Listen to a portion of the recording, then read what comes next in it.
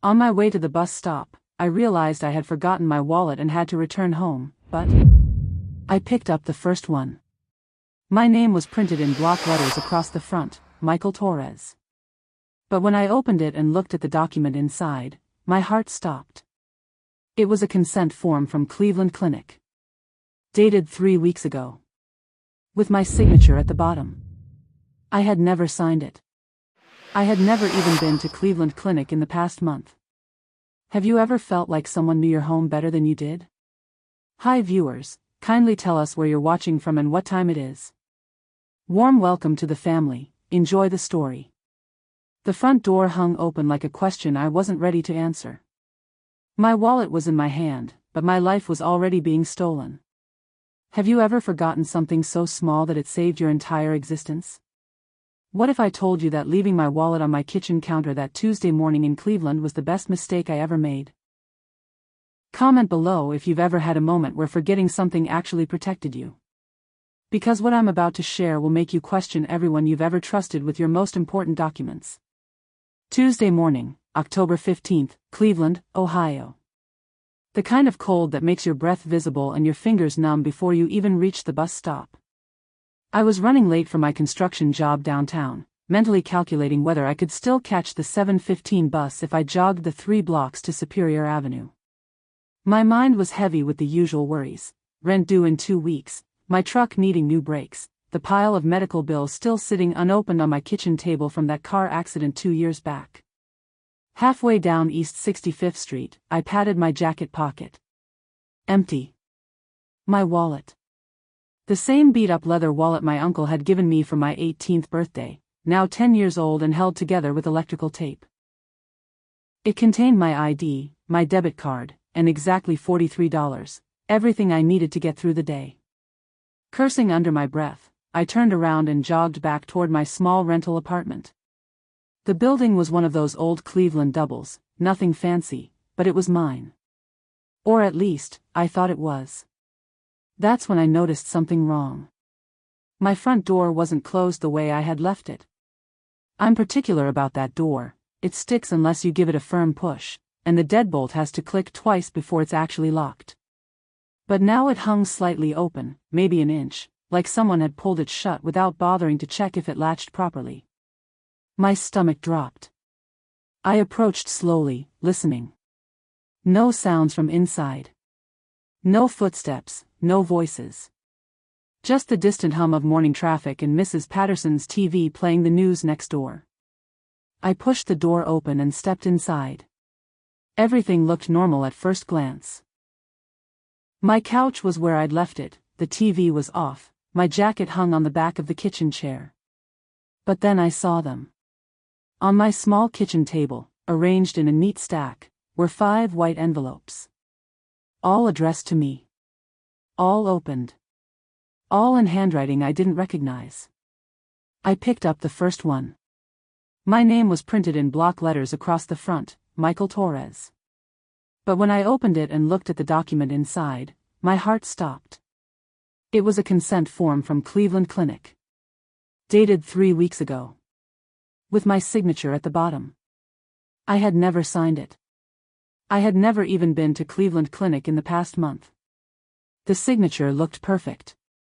Better than my actual handwriting, if I'm being honest. But I knew, with absolute certainty, that I had never written my name on that piece of paper. My hands were shaking as I picked up the second envelope. Another form. Another perfect signature that wasn't mine. This one was from KeyBank, authorizing a wire transfer of $2,400 from my savings account. I haven't had $2,400 in savings since before my accident. The third envelope contained a photocopy of a deed. My uncle's house in Dayton. The house he'd left me when he died last year. According to this document, I had transferred ownership to someone named Laura Chen 3 weeks ago. Laura Chen. My ex-girlfriend. The woman I had trusted with everything when I was recovering from my car accident. The woman who had disappeared from my life 8 months ago without explanation. My wallet was sitting right there on the counter where I'd left it, next to my coffee maker. But as I stood in my kitchen, holding documents with signatures I'd never written, I realized something terrifying. Someone had been here while I slept. Someone had keys to my apartment. Someone had been using my name, my identity, my life, and I never would have known if I hadn't forgotten that stupid wallet. If someone stole your identity while you trusted them completely, would you even know? The warning signs come next, and they're closer to home than you think. Pause and think, when did you last check documents with your signature? Because what I found next proved this had been happening for months. The coffee maker was still warm. Someone had been here while I slept. I touched the side of the machine with the back of my hand. Warm, not hot. Whoever had been in my apartment had made themselves coffee maybe an hour ago, while I was still in bed. The thought made my skin crawl. I opened the cabinet where I keep my coffee. The bag was in a different position than I'd left it. Small detail, but I'm a creature of habit. I always fold the top of the bag 3 times and place it with the fold facing the back of the cabinet. Now it was facing forward. Someone had been comfortable enough in my space to make coffee. The stack of documents on my table seemed to grow heavier as I stared at them. 5 envelopes, all opened with surgical precision. No torn edges, no hasty ripping.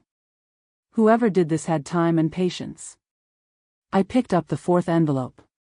Inside was a loan application for a $15,000 personal loan from Huntington Bank. The application was filled out in my handwriting, or what looked exactly like my handwriting. My address, my social security number, my employer's information, all correct. At the bottom, my signature, perfect down to the little loop I always make in the T of Torres. But I had never applied for this loan. I had never even walked into a Huntington Bank. The application was dated yesterday, October 14th. While I was at work, pouring concrete for a new office building on Carnegie Avenue, someone was using my identity to try to borrow $15,000. The 5th envelope was the worst one. Inside was a medical power of attorney form from MetroHealth Hospital. It appointed Laura Chen as my healthcare proxy, giving her the legal right to make medical decisions on my behalf if I became unable to do so. The form was notarized. There was an official stamp, a notary's signature, everything looked legitimate. According to the date, I had signed this document on September 22nd, at 2:30 in the afternoon. I checked my phone. September 22nd was a Thursday. I had been at work that day, installing rebar for a foundation on the west side. My time card would prove it. But somehow, legally, I had also been at MetroHealth Hospital, signing away my right to make my own medical decisions. The signature at the bottom wasn't just good. It was perfect. Every loop, every angle, every pressure point identical to how I actually write. If someone had shown me this signature in a lineup with 9 others I had actually written, I wouldn't have been able to tell the difference. I sat down hard in my kitchen chair, the same chair where Laura used to sit when she lived here. Back when she was helping me manage my bills during recovery. Back when I trusted her with everything. Have you ever felt like someone knew your home better than you did? Because that's exactly how I felt, sitting there with documents that proved someone had been living a second life using my name. The loan application was dated yesterday. The signature looked better than mine. And somewhere in Cleveland, Laura Chen had perfect copies of my handwriting and legal access to my entire life. I found the power of attorney papers in my old filing cabinet. They looked different than I remembered. 2 hours had passed since I discovered the documents on my kitchen table. 2 hours of pacing, of checking every drawer, every cabinet, every corner of my apartment for signs of what else might have been disturbed. Now I was digging through the metal filing cabinet I keep in my bedroom closet, looking for the original papers I had signed during my recovery. I remembered that day clearly. March 18th, 2 years ago. I was still in the hospital bed at Akron General, my left leg in traction, my right arm in a cast. The semi-truck had hit my pickup at the intersection of Market and Exchange, and the doctors said I was lucky to be alive. Laura had been there every day, bringing me coffee, reading me the sports scores, helping me navigate the maze of insurance paperwork and medical bills. When the hospital's social worker suggested I designate someone to handle my finances while I recovered, Laura was the obvious choice. It's just temporary, she had said, squeezing my good hand. Just until you're back on your feet. I'll make sure your bills get paid and your disability checks get deposited. That's all. I trusted her completely. We'd been together for 8 months by then, and she was the first woman since my divorce who had made me believe in love again. She was organized, smart, dependable. Everything I wasn't when it came to paperwork and legal details. The social worker had brought me 2 pages to sign. I remembered that specifically, 2 pages, printed on hospital letterhead, with simple language about paying bills and managing bank accounts. I had read both pages carefully before signing. But now, looking at the documents in my filing cabinet, there were 4 pages. Page 1 and 2 were exactly as I remembered. Standard power of attorney language, limited to paying bills and depositing disability checks. My signature was at the bottom of page 2, witnessed by a nurse named Janet Wright. Page 3 had my signature too. But I had never seen this page before in my life. This page granted Laura much broader powers. The right to buy and sell real estate in my name. The right to make investment decisions. The right to change beneficiaries on my life insurance policy. The right to access my medical records and make healthcare decisions. Page 4 was even worse.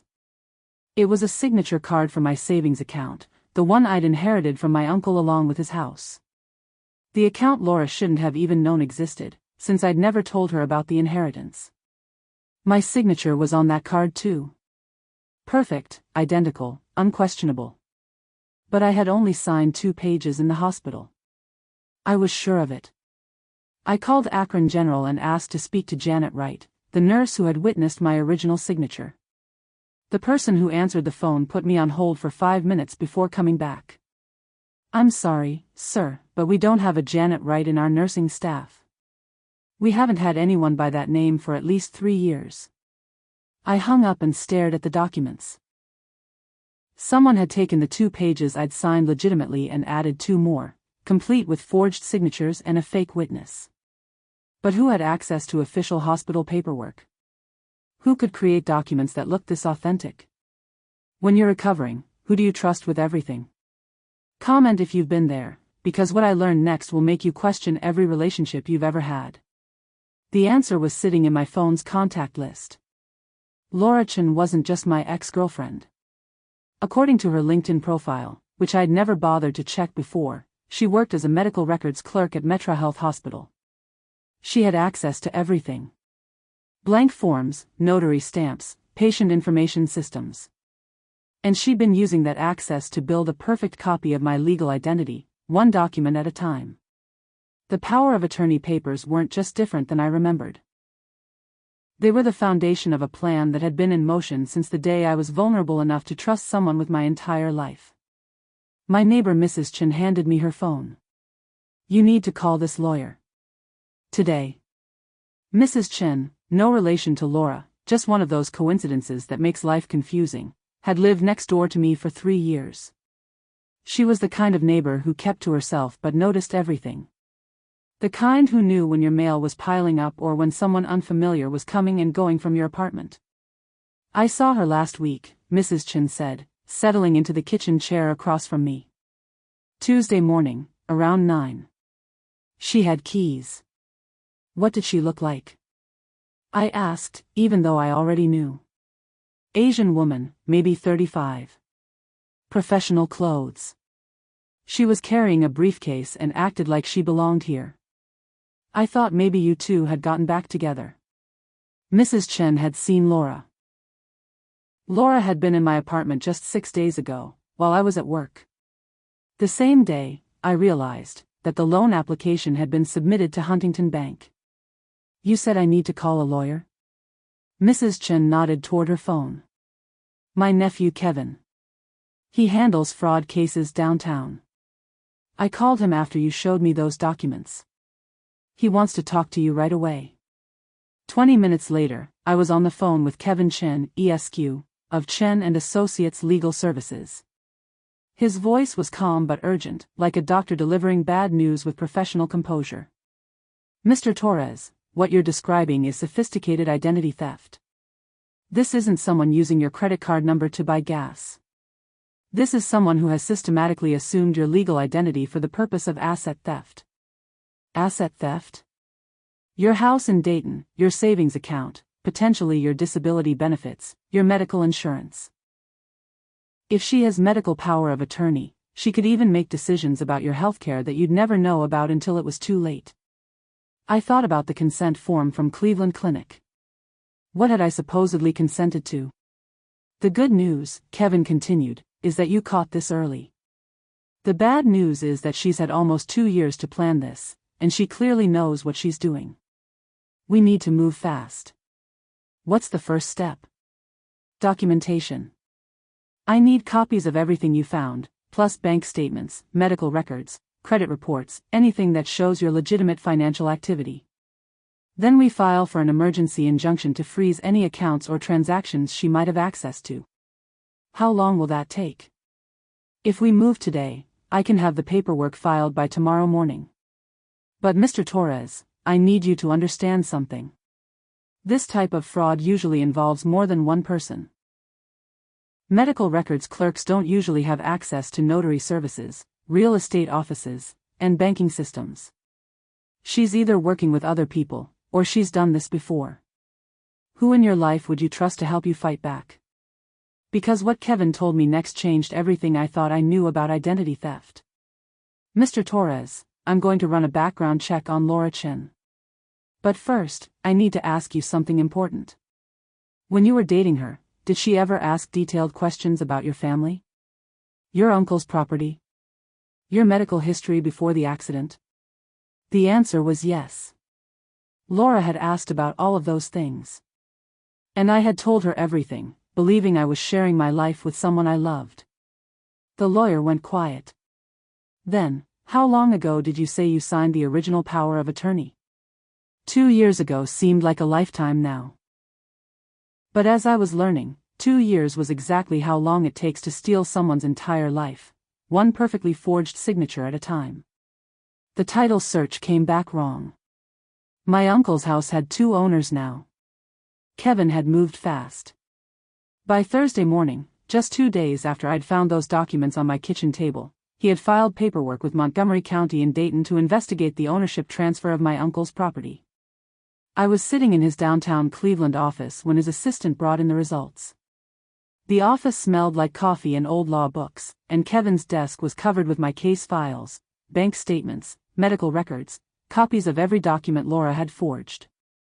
Michael, this is worse than we thought, Kevin said, sliding the title search across his desk. According to Montgomery County records, I had indeed transferred ownership of 1247 Maple Street in Dayton to Laura Chen on September 8. The transaction was witnessed, notarized, and filed properly. From a legal standpoint, it looked completely legitimate. But I had never been to Dayton on September 8. I had never been to the Montgomery County Courthouse. I had never signed a deed transfer. Here's what's interesting, Kevin continued. The notary who witnessed this signature is named Robert Kim. I called his office this morning. And? He remembers the transaction. Says you came in with Laura Chen around 2 p.m., seemed eager to get the paperwork done quickly. He even has a copy of your driver's license on file that you provided for identification. I pulled out my wallet and showed Kevin my license. I've never been to a notary named Robert Kim. Kevin studied my license, then looked at the copy in the file. The license numbers match perfectly. But look at this. He pointed to the signature line on the notary's record. According to this, you signed your name as Michael A. Torres. What's your middle name?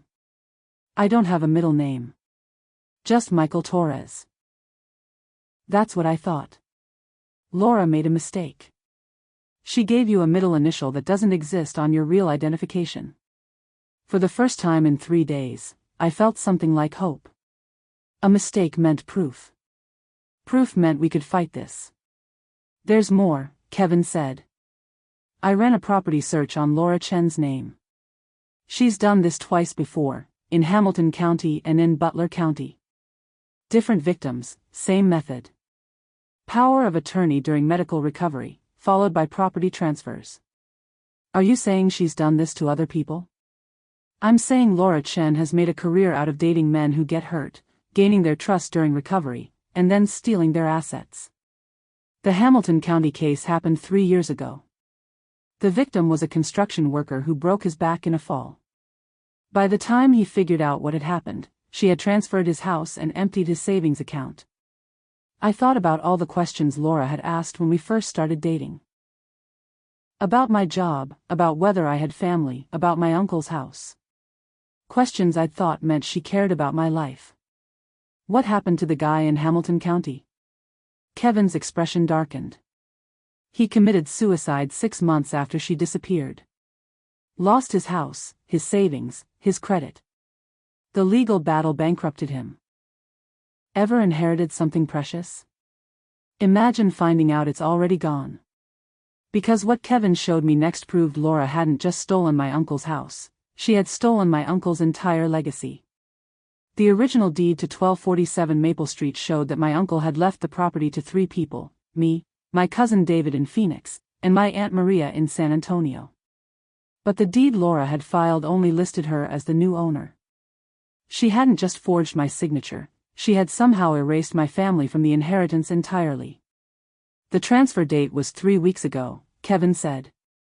But here's the crucial detail: according to the county records, this deed was filed at 4:17 p.m. on a Sunday. So, the Montgomery County Courthouse is closed on Sundays, Michael. No one can file legal documents on a Sunday because there's no one there to process them.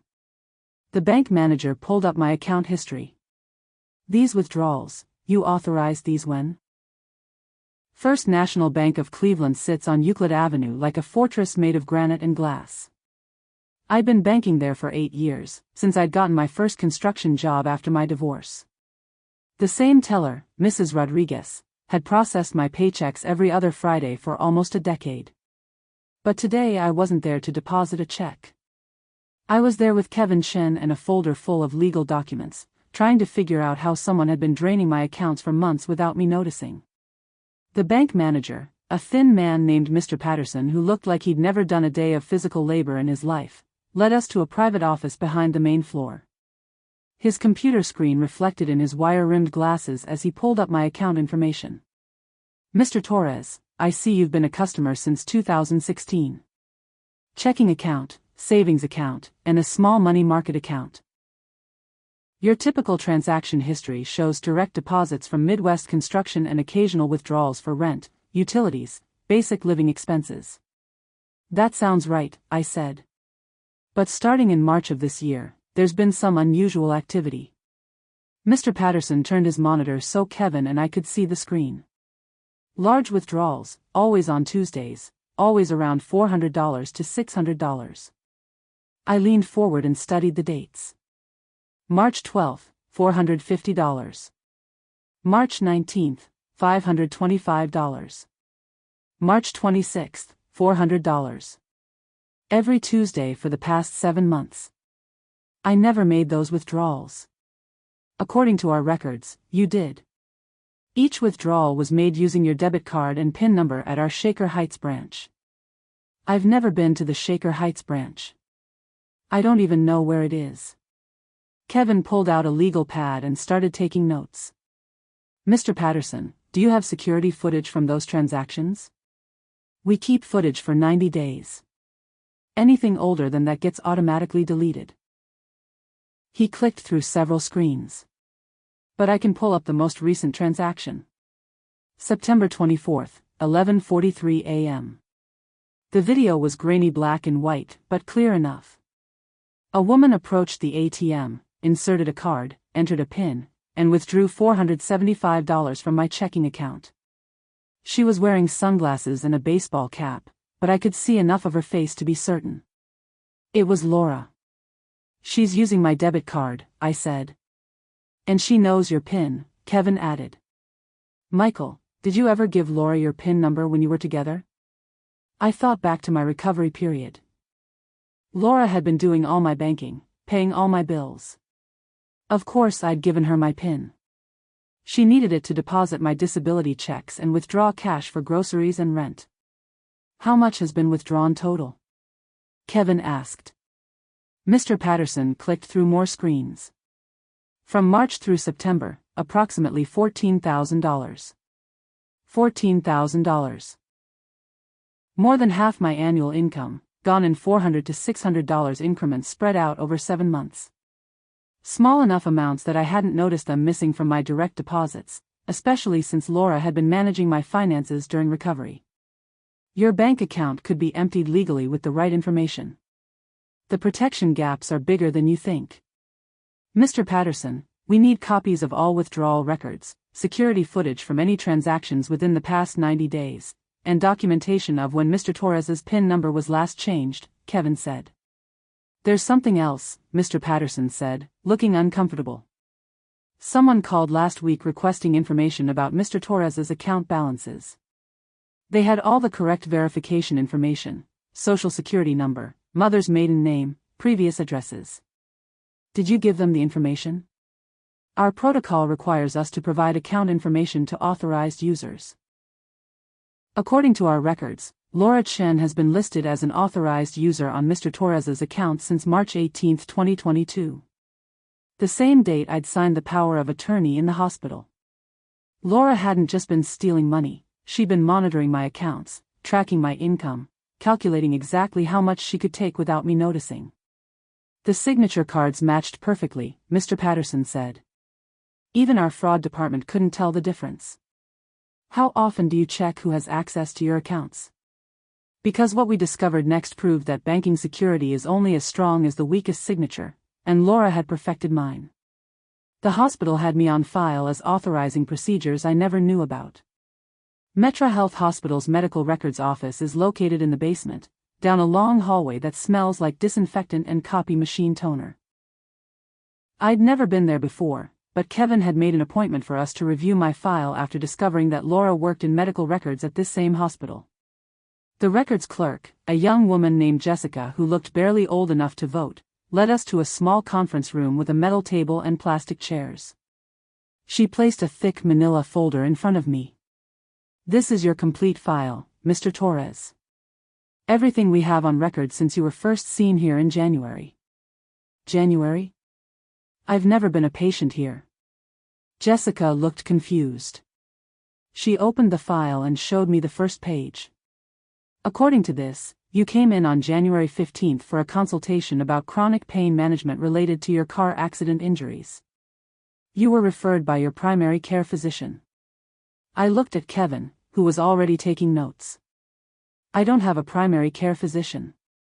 I haven't seen a doctor since I left Akron General 2 years ago.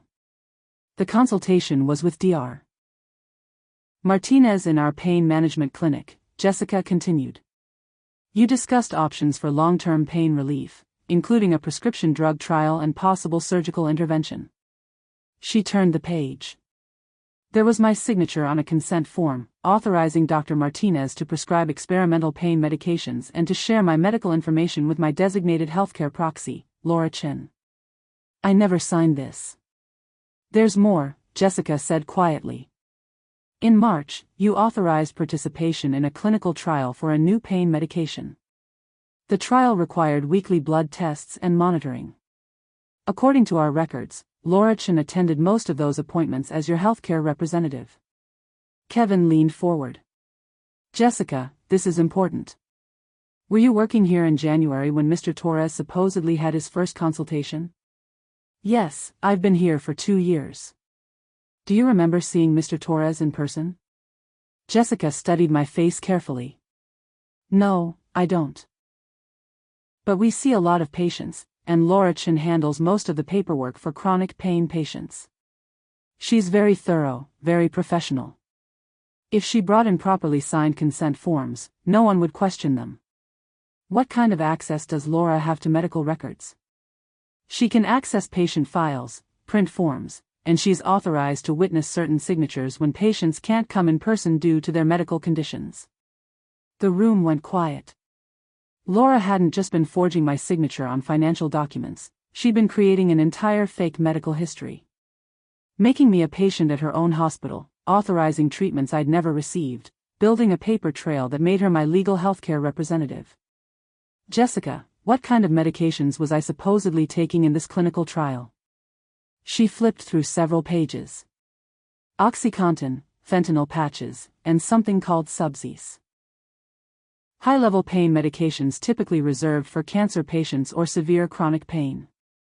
Could someone make medical decisions for you without your knowledge?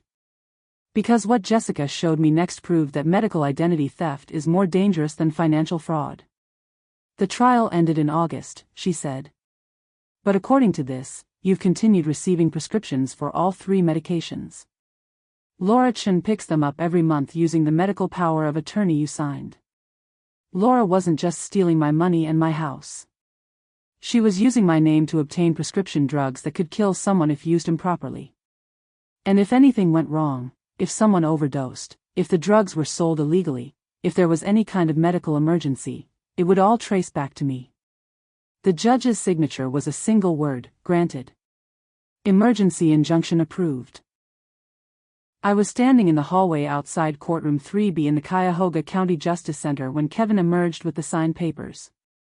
His normally composed expression had cracked into something resembling a smile. "We got it," he said. "Emergency restraining order against Laura Chen, immediate freeze on all accounts and transactions she has access to, and a hold on any property transfers pending investigation."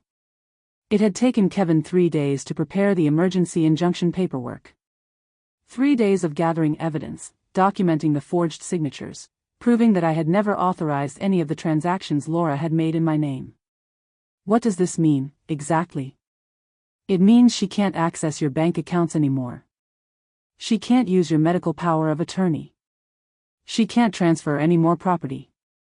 And if she violates this order, she goes to jail immediately. For the first time in a week, I could breathe properly. The knot in my chest that had been growing tighter every day since I'd found those documents finally started to loosen. How long does the injunction last? 30 days initially, but we can request extensions while the criminal investigation proceeds. The important thing is that we've stopped the bleeding. She can't steal anything else while we build the case against her. We walked out of the courthouse into the October afternoon. The air was crisp, and for the first time in days, I noticed small details that weren't related to Laura's fraud: the way the sunlight hit the windows of the buildings across the street, the sound of construction equipment from a nearby job site, normal life continuing around us. "Kevin, what happens next?" "I've already contacted the prosecutor's office. With the evidence we have, the forged documents, the security footage from the bank, the fake medical records, they'll likely file criminal charges. Identity theft, fraud, forgery, maybe more depending on what else we find." My phone buzzed with a text message. I looked at the screen and my blood went cold. The message was from Laura: "We need to talk. Meet me at Grumpy's Coffee on Coventry at 6 p.m. Come alone." I showed the text to Kevin. His expression hardened. "Don't respond.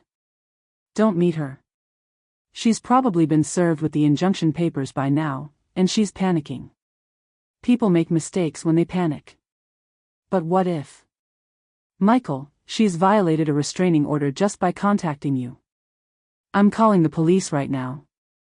One signature can destroy your life, or save it. This protection method works, but only if you act fast enough."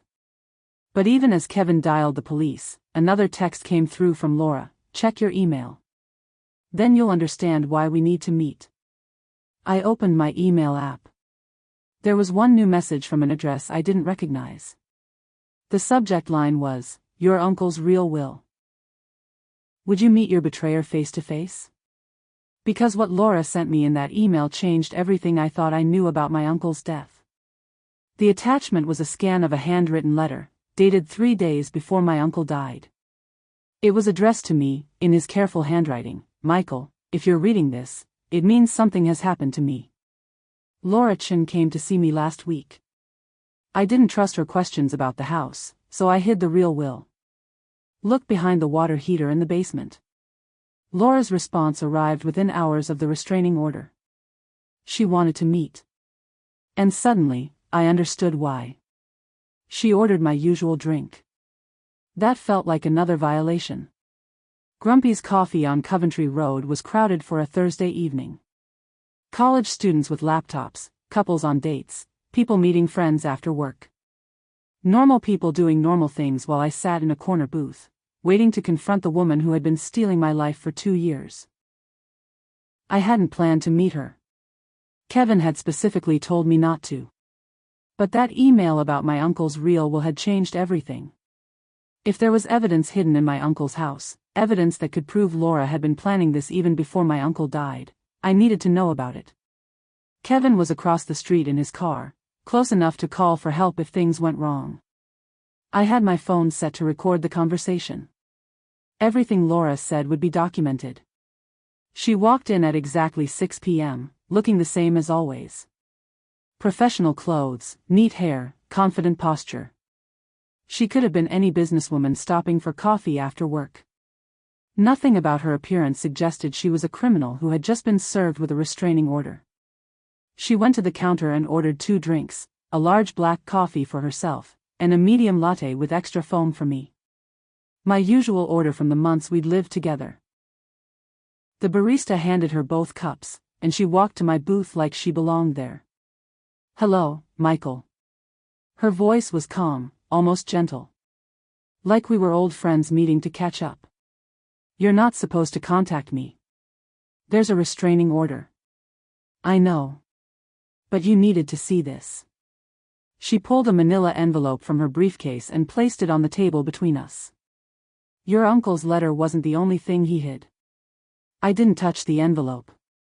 "Laura, I know what you've been doing. The forged signatures, the bank withdrawals, the fake medical records. It's over." She smiled, the same warm smile that had made me fall in love with her 3 years ago. "Michael, you don't understand the whole situation. Yes, I used your identity for some financial transactions. But I had good reasons." "Good reasons?" "You stole my house, my money, my medical records. I protected you." Her voice remained calm, but something harder flickered behind her eyes. "Do you want to know why your uncle really died?"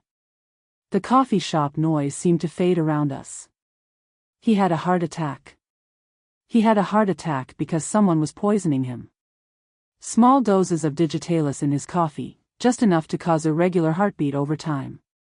Your uncle figured it out, but not soon enough." I stared at her.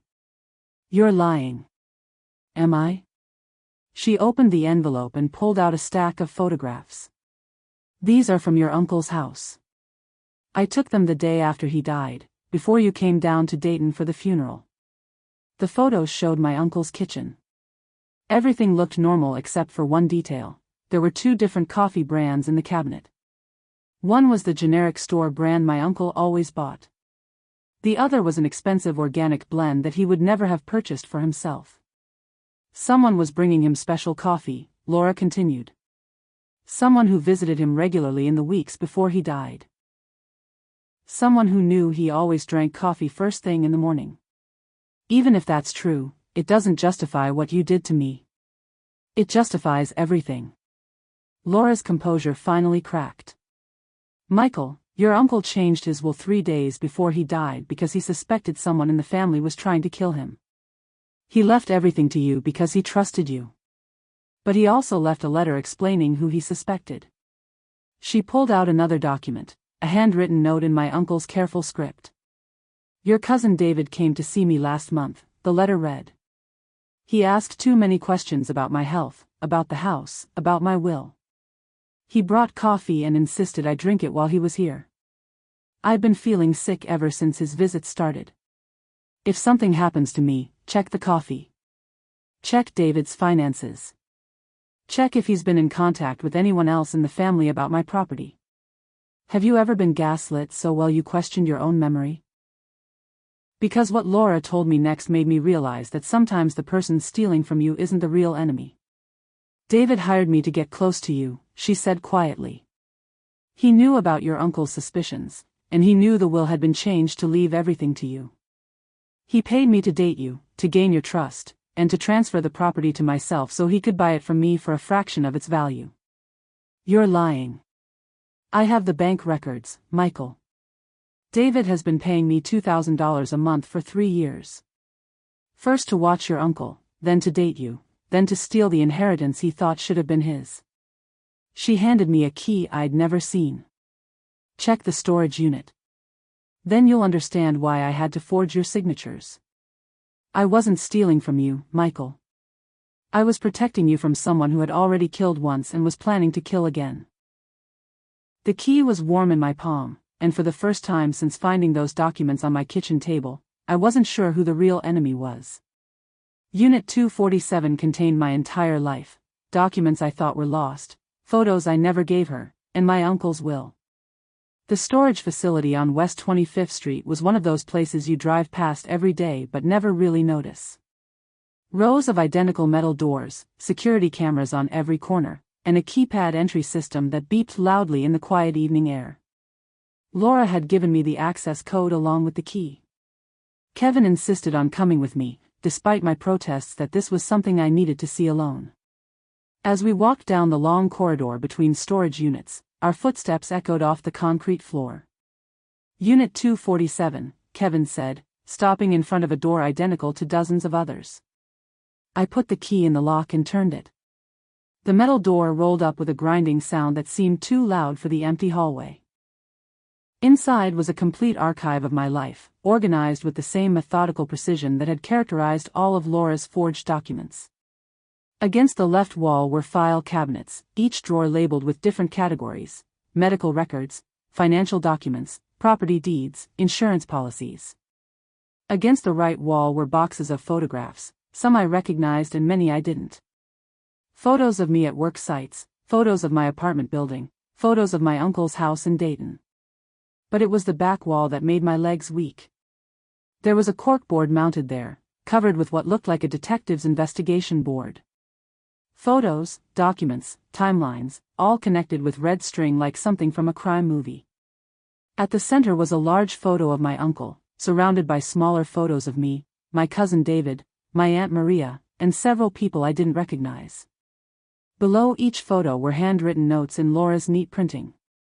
Under my uncle's photo: Harold Torres, 67, died October 12, 2022. Suspected poisoning. Will changed 3 days before death. Under my photo, Michael Torres, 28, inherits house and $50,000 life insurance. Hospitalized March 2022, vulnerable to manipulation. Under David's photo, David Torres, 35, Phoenix. Financial problems. Divorced 2021. Child support $1,500 per month. Expected inheritance, got nothing. Kevin whistled low. Michael, this is incredible. She's been investigating your family for years. I moved closer to the corkboard. There were bank statements with David's name, showing overdraft fees and late payment notices. There were emails printed out, conversations between David and someone named Elsie, discussing the old man's health and timeline for property transfer. Elsie Laura Chen. But the emails weren't what David had claimed. Reading them carefully, I realized Laura hadn't been working for David. She had been investigating him. Look at this, Kevin said, pointing to a timeline on the board. She's documented every time David visited your uncle in the 6 months before he died. Every time coincides with your uncle reporting feeling sick. There was a manila folder pinned to the bottom of the board labeled toxicology. Inside were medical records I'd never seen before, tests Laura had somehow obtained from my uncle's doctor, showing elevated levels of digitalis in his blood in the weeks before his death. She was right, I said quietly. Someone was poisoning him. It looks like it. But Michael, look at this section. Kevin pointed to the right side of the board, where there were documents with my name. This is where it gets complicated. The documents showed Laura's plan to protect my uncle's assets by temporarily transferring them to herself. She had forged my signatures not to steal from me, but to prevent David from claiming the inheritance through legal challenges or by harming me the same way he'd harmed my uncle. She was planning to give everything back, Kevin said, pointing to a handwritten note dated 6 months ago. Look, Transfer property back to Michael once David investigation complete and criminal charges filed. What would you do if you found your whole life cataloged by someone trying to protect you? Because what I found in the last box changed everything. At the bottom of the storage unit was a metal box with another combination lock. The combination was written on a piece of tape stuck to the top, my uncle's birthday. Inside the box was my uncle's real will, handwritten and notarized, leaving his house to me with specific instructions. If Michael dies before age 35, property goes to charity. Under no circumstances should David Torres inherit this property. Below the will was a letter addressed to me in my uncle's handwriting. Michael, I've learned that David has been planning to kill me for my property, and he'll likely try to kill you too once he learns you've inherited everything. I've asked Laura Chen to protect you. Trust her. She's the only one who believed me when I said someone was trying to kill me. My uncle's real will left the house to 3 people, just as Kevin had discovered. But the 3 people were me, Laura Chen, and a charity for construction workers injured on the job. Laura wasn't trying to steal my inheritance, she was sharing it with me as my uncle had intended, while protecting both of us from David. But David wasn't done yet. Because pinned to the very bottom of the corkboard was a recent airline receipt showing David had flown from Phoenix to Cleveland 3 days ago. The same day I had found those documents on my kitchen table. The same day Laura had been served with a restraining order. The same day David realized his plan to steal the inheritance through manipulation had failed. If someone was willing to kill for your inheritance, would you trust the person trying to protect you? Because what we found in that storage unit proved that the real threat had been hiding in my family all along. I walked into the county courthouse with 17 pieces of evidence and one simple request: justice. Monday morning, October 21st. The Montgomery County Courthouse in Dayton looked like every other government building: concrete steps, American flags, and the kind of institutional lighting that makes everyone look tired. But I wasn't tired. For the first time in 2 weeks, I had clarity. Kevin had spent the weekend organizing everything we'd found in Laura's storage unit. The photos, the documents, the timeline of David's visits to my uncle, the toxicology reports showing digitalis poisoning. Everything was arranged in neat folders with tab dividers, like a legal brief that could save my life. Michael, before we go in there, I need you to understand something, Kevin said as we climbed the courthouse steps. What we're doing today isn't just filing charges against Laura Chen. We're exposing a murder conspiracy that involves your cousin. I understand. Do you? Because once we file these documents, David will know we've figured out what he did to your uncle. If he's willing to kill once, he might be willing to kill again. I thought about the airline receipt showing David had flown to Cleveland 3 days ago. I thought about my uncle's letter warning me to trust Laura. I thought about how close I'd come to losing everything because I'd believed the wrong person was my enemy. Kevin, if we don't file these charges, David gets away with murder and Laura goes to prison for trying to protect me. That's not justice. The prosecutor's office was on the 3rd floor, past security checkpoints and down a hallway that smelled like coffee and copy paper. Assistant District Attorney Maria Santos was younger than I'd expected, maybe 40, with the kind of direct manner that suggested she'd seen every type of criminal case imaginable. Mr. Torres, I've reviewed the preliminary evidence your attorney sent over. This is one of the most complex fraud cases I've encountered, but the poisoning allegations against your cousin elevate this to a potential murder investigation. She spread our documents across a conference table that could have seated 12 people. Let's start with what we can prove beyond reasonable doubt. For the next 2 hours, we walked through every piece of evidence. David's emails to Laura discussing timeline for property transfer. Bank records showing David's financial desperation. Medical records proving my uncle had been poisoned with digitalis. Laura's investigation timeline proving she'd been trying to protect both my uncle and me. The forged signatures are actually the least of our concerns now, Maria Santos said. Those were misdemeanors compared to conspiracy to commit murder. What happens next? We file criminal charges against David Torres for the murder of Harold Torres. We also file charges related to conspiracy to defraud you of your inheritance. As for Laura Chen. She paused, looking at the evidence board Laura had created. This is the most thorough private investigation I've ever seen. She essentially solved your uncle's murder and prevented your cousin from killing you too. The system only works if you work it right. Here's the strategy that wins against family betrayal. Are you saying Laura won't be charged?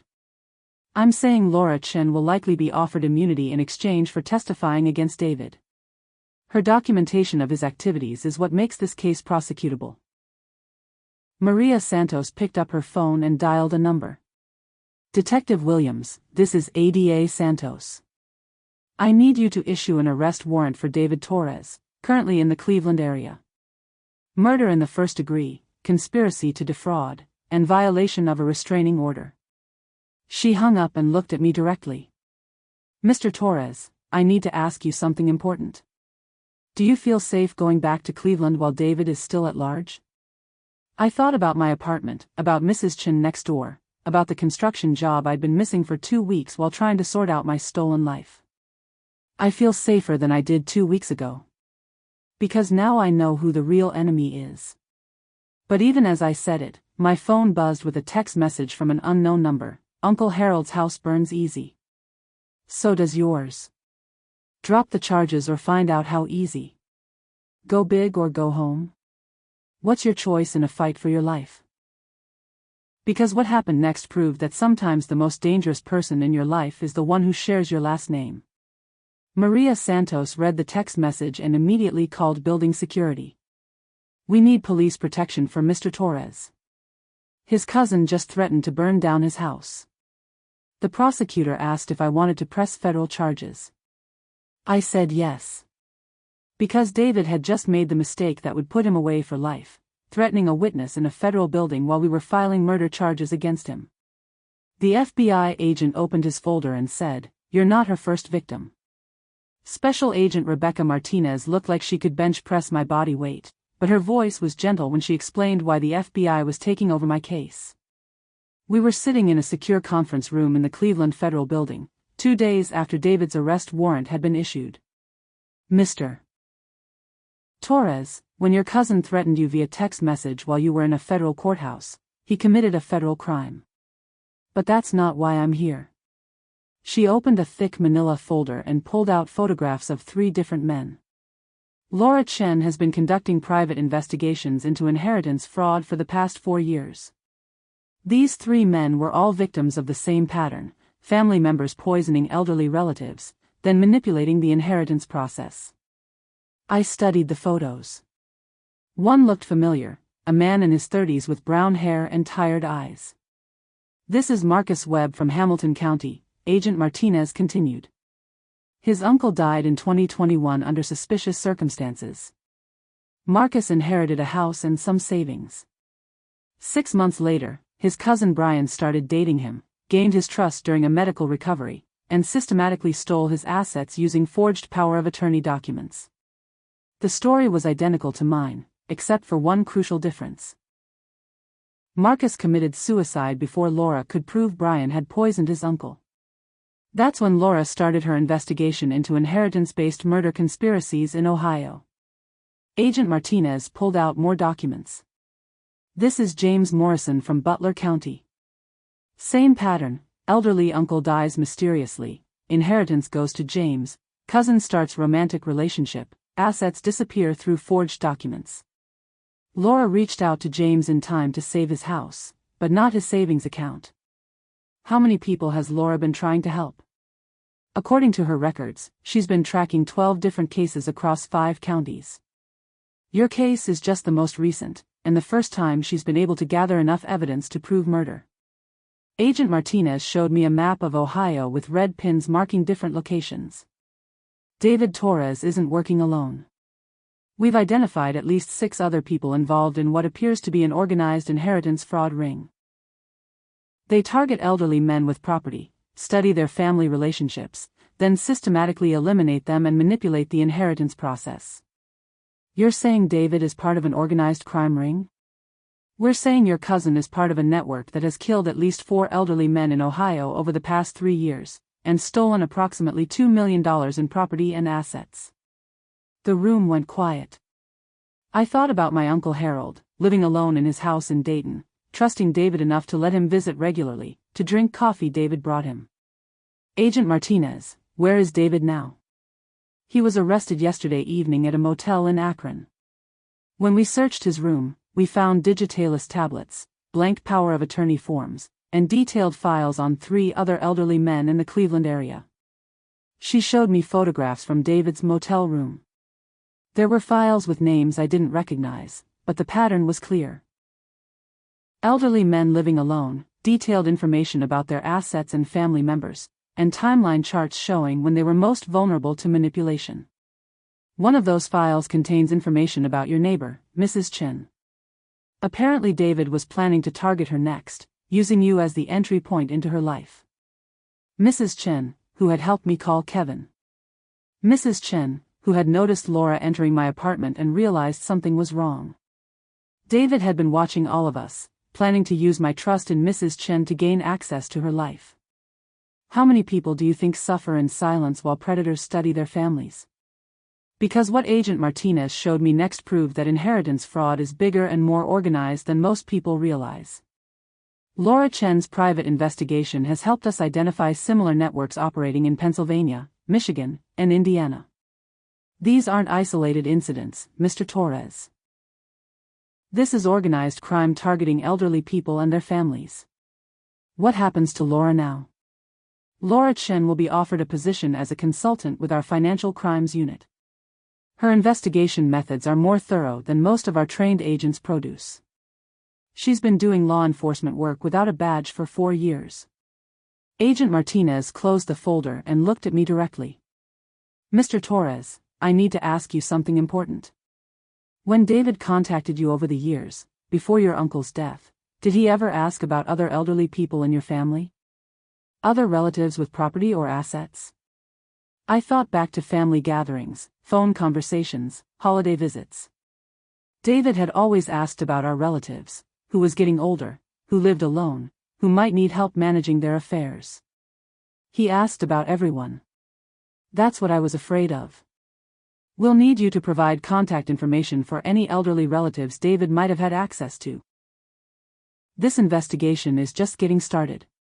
Victim number 4 had died before discovering the theft. His family lost everything. But David's network was bigger than we'd imagined, and Laura's investigation had uncovered a conspiracy that stretched across multiple states. The real question wasn't how many people David had killed, it was how many more he'd been planning to kill before we stopped him. Laura's lawyer spoke for her. She never looked up from the defense table. The Cuyahoga County Court of Common Pleas was packed on November 15. Media attention had turned my case into a story about organized inheritance fraud, and reporters filled the back rows of the courtroom. But I only cared about the 2 people sitting at the defense table. David Torres, my cousin, wearing an orange jumpsuit and handcuffs. His lawyer, a public defender who looked overwhelmed by the complexity of the case. Laura Chen, wearing a navy blue business suit, sitting with her attorney at a separate table. She still looked professional, composed, like she was attending a business meeting instead of a criminal hearing. Judge Patricia Williams called the court to order and reviewed the charges. Mr. David Torres, you are charged with murder in the first degree in the death of Harold Torres, conspiracy to commit fraud, identity theft, and making terroristic threats against a federal witness. How do you plead? David's lawyer stood up. Your Honor, my client pleads guilty to all charges as part of a negotiated plea agreement. I felt like I'd been punched in the stomach. Guilty.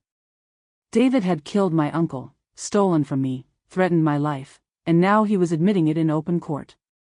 Ms. Laura Chen, you are charged with identity theft and fraud related to forged documents. How do you plead? Laura's lawyer, a sharp-dressed woman named Janet Brooks, stood slowly.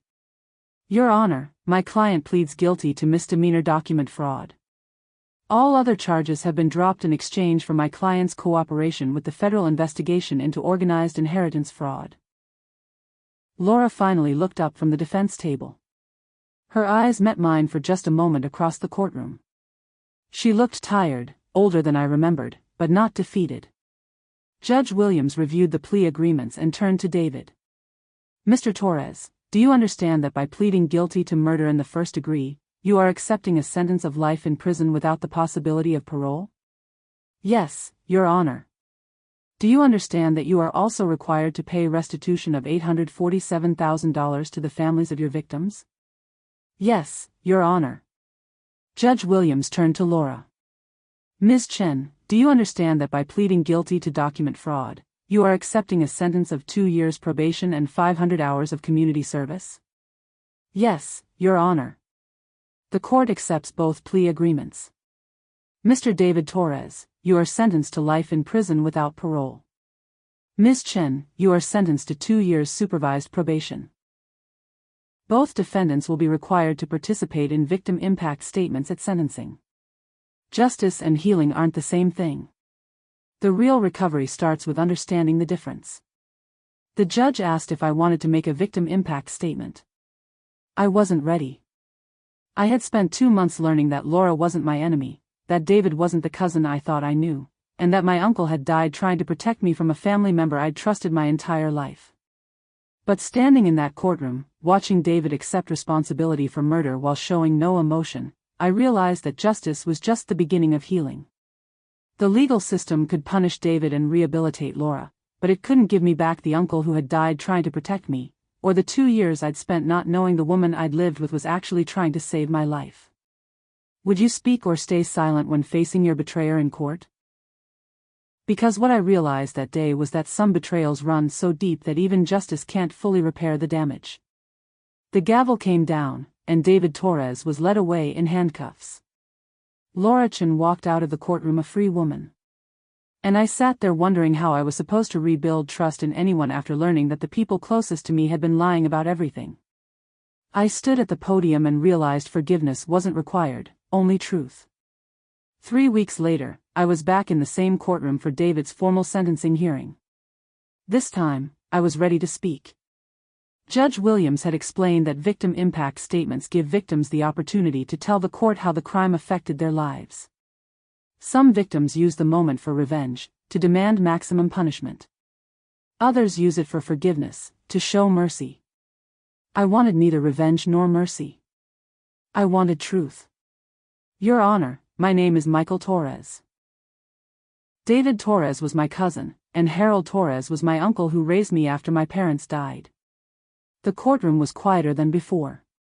David sat at the defense table, finally looking at me directly. Laura was in the gallery, having been called as a witness for the prosecution. For 30 years, I trusted David Torres. We grew up together, spent holidays together, talked about our dreams and fears. When my uncle Harold got older, David and I both promised to look out for him. I thought we were keeping that promise together. I looked at David. His expression was blank, like he was listening to someone read the weather report. What I learned during this investigation is that David had been planning to kill our uncle for at least 2 years. He studied Uncle Harold's habits, his health, his financial situation. He befriended Uncle Harold's neighbors so they would trust him. He researched digitalis poisoning so he would know exactly how much would cause a heart attack without being immediately detected. My voice was steady. I had practiced this statement dozens of times, but standing there, I realized I didn't need the notes I'd written. David didn't just kill Uncle Harold. He stole Uncle Harold's sense of safety in his own home. He turned coffee, something Uncle Harold enjoyed every morning, into a weapon. He made Uncle Harold's final months filled with confusion and fear about why he felt sick all the time. Judge Williams was taking notes. The court reporter's fingers moved steadily across her keyboard. But David also stole something from me.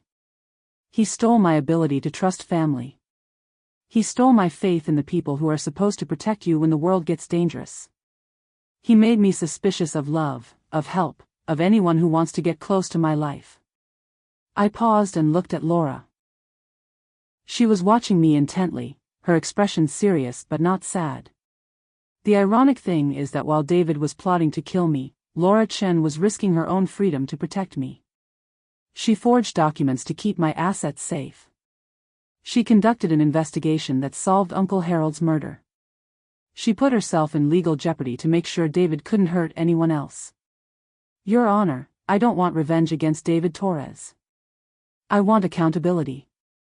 I want him to understand that murder isn't a business strategy, and family isn't a target list for financial planning.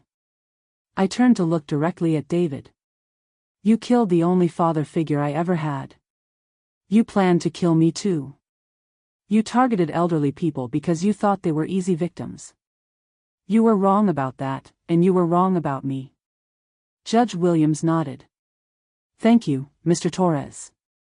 Is there anything else you'd like to say? What would you say to someone who tried to erase you and everyone you loved? Because what I said next surprised even me. Yes, Your Honor. David Torres will spend the rest of his life in prison, but the elderly people in Ohio are safer because of Laura Chen's investigation. I hope the court recognizes that while David was destroying families, Laura was protecting them. The judge sentenced David to life without parole plus 30 years for the additional charges. But my real recovery was just beginning, because healing from family betrayal takes more than courtroom justice. I keep my wallet in the same pocket now, but I check my documents monthly. 6 months after David's sentencing, I moved back into my uncle's house in Dayton. Laura had officially transferred her share of the inheritance to me, as my uncle had intended, and I'd used part of the life insurance money to renovate the kitchen where Uncle Harold had been poisoned. The first thing I did was throw out every piece of glassware, every mug, every plate that David might have touched. The second thing I did was change all the locks. The third thing I did was install a security system that would make Fort Knox jealous. But the most important thing I did was frame my uncle's handwritten letter, the one that had told me to trust Laura, and hang it in the kitchen where I could see it every morning when I made coffee. Laura and I weren't back together, and we probably never would be. Too much had happened, too many lies had been necessary, too much trust had been broken and rebuilt and broken again. But we were friends now, in the way that people who have survived something terrible together can be friends. She was working with the FBI as a consultant, helping them track inheritance fraud networks in other states. She'd found her calling in protecting vulnerable people from predators who disguised themselves as loving family members. Michael, I need to tell you something, she said one afternoon in April. We were sitting on my uncle's front porch, drinking coffee from new mugs I'd bought at Target. What's that? When I first started investigating your uncle's death, I thought I was just helping one person. But the FBI estimates that the network David was part of has killed at least 12 elderly people and stolen over $5 million in assets across 6 states. 12 people? 12 that we know about. There are probably more. These networks target lonely elderly people, study their family relationships, then systematically eliminate them and steal their assets. It's more common than people realize. I thought about Mrs. Chen, my neighbor in Cleveland, who had been on David's target list. I thought about all the elderly people living alone, trusting family members who might be calculating their net worth instead of their well-being. Laura, what can regular people do to protect themselves? Check your documents regularly. Question anyone who pressures you to sign legal papers. Pay attention to family members who ask detailed questions about your assets or health. And if you're recovering from an illness or injury, be very careful about who you give power of attorney to. She was right, but I'd learned something else during those 6 months of healing. The best protection against predators isn't just checking documents, it's building relationships with people who have your best interests at heart. Mrs. Chen visited me in Dayton every month, bringing homemade soup and stories about the neighborhood in Cleveland. Kevin Chen had become not just my lawyer but a genuine friend who helped me understand legal documents and financial planning. Even Agent Martinez checked in occasionally to update me on the federal investigation. I'd learned that family isn't just about blood relations. Sometimes the people who protect you aren't the ones who share your DNA, they're the ones who share your values. Your identity is more vulnerable than you think, but protection comes from community, not isolation. I started a support group for victims of inheritance fraud, meeting once a month in the community room at Dayton Public Library. We had 12 regular members by the summer, all people whose trust had been betrayed by family members who saw them as financial opportunities instead of human beings. What's one document you haven't checked in years? Share below. Your awareness could help someone else avoid what we went through. The wallet I forgot that Tuesday morning in Cleveland didn't just lead me home. It led me back to myself. It led me to understand that trust isn't something you give blindly to people who share your last name. It's something you build carefully with people who prove, through their actions, that they value your well-being more than your assets. I kept Uncle Harold's house, not as a monument to what I'd lost, but as a foundation for what I'd gained. I'd gained the knowledge that I could survive betrayal. I'd gained friends who had earned their place in my life. I'd gained the wisdom to know the difference between people who love you and people who see you as an opportunity. And every morning, when I made coffee in my uncle's kitchen, I read his letter reminding me that the most dangerous people in your life are often the ones who know you well enough to destroy you, and the most precious people are the ones who know you well enough to save you, even when saving you costs them everything. The story finally written in a hand that won't be erased. Thanks for watching. If Michael's journey showed you something about protecting yourself and your loved ones, hit that like button and subscribe for more true stories about survival and justice. What does it take to rebuild trust after family betrayal? Share your thoughts below. If this story made you think differently about trust and family, hit that like button. Subscribe for more stories about real people facing impossible situations and finding the strength to fight back. Tell me in the comments what surprised you most about Michael's story.